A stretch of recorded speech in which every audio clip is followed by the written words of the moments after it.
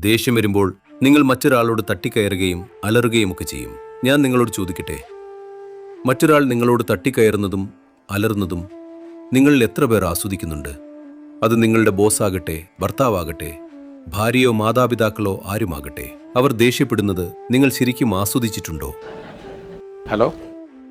ഉണ്ടോ? ഇല്ല. പിന്നെ എന്തിനാണ് മറ്റുള്ളവർ അത് ആസ്വദിക്കുമെന്ന് നിങ്ങൾ കരുതുന്നത്? അവർ നിങ്ങളെ സഹിക്കുകയാണ്, ആസ്വദിക്കുകയല്ല. ആളുകൾ അവർക്ക് പ്രിയപ്പെട്ടവരോട് വളരെയധികം ദേഷ്യപ്പെടുന്നു. അതിനവർക്ക് കാരണങ്ങളുമുണ്ടാകും.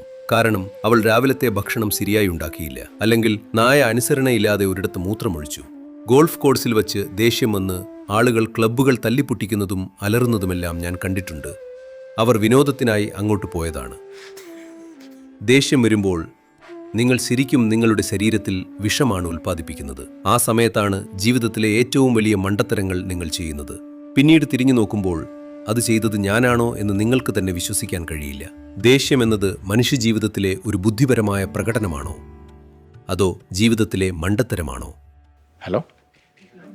മണ്ടത്തരമാണ്. അത്രമാത്രം നിങ്ങൾ അറിഞ്ഞാൽ മതി. അടുത്ത തവണ ദേഷ്യം വരുമ്പോൾ നിങ്ങളൊരു വിഡ്ഢിയാകുകയാണെന്ന് ഓർക്കുക. കാരണം നിങ്ങൾ നിങ്ങൾക്കെതിരെ തിരിയുകയാണ്.